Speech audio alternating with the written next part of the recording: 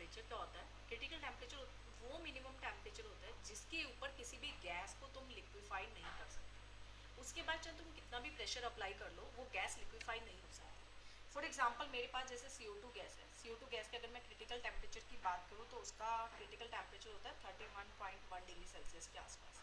अगर तुमने इसके ऊपर टेम्परेचर को बढ़ा दिया, 32-35 डिग्री सेल्सियस कर दिया, तो वो गैस कभी भी लिक्विड में कन्वर्ट नहीं होगी।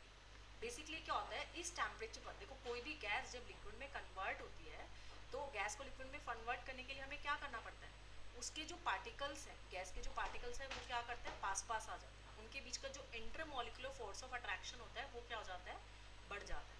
क्लियर है, जब वो लिक्विड में कन्वर्ट करती है। और अगर तुमने टेम्परेचर बढ़ा दिया इससे ज़्यादा तो तुम्हें पता है उसके पार्टिकल्स को एनर्जी मिलेगी। उसके पार्टिकल्स क्या करेंगे, दूर दूर भागना स्टार्ट कर देंगे। लेकिन लिक्विड के लिए तो हमें उसके लिए पार्टिकल्स को क्या करना चाहिए, पास पास आना पड़ेगा। क्लियर है, इसको हम रिप्रेजेंट करते हैं क्रिटिकल टेम्परेचर को किससे, TC से।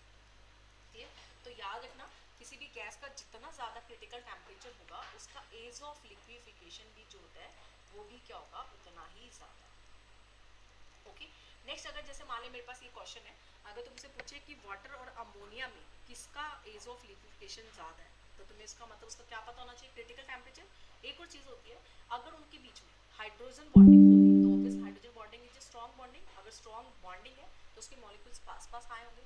अब देखते हैं कि वाटर और अमोनिया में किसमें हाइड्रोजन बॉन्डिंग ज़्यादा होती है, वाटर में। वाटर में हाइड्रोजन बॉन्डिंग ज़्यादा, क्रिटिकल टेम्परेचर ज़्यादा। क्रिटिकल टेम्परेचर ज़्यादा, एज ऑफ लिक्विफिकेशन भी ज़्यादा। तो वाटर का एज ऑफ लिक्विफिकेशन किससे ज़्यादा होगा, अमोनिया से। क्लियर है, तो ध्यान रखना critical temperature as of liquefaction के क्या होता है, डायरेक्टली प्रोपोर्शनल।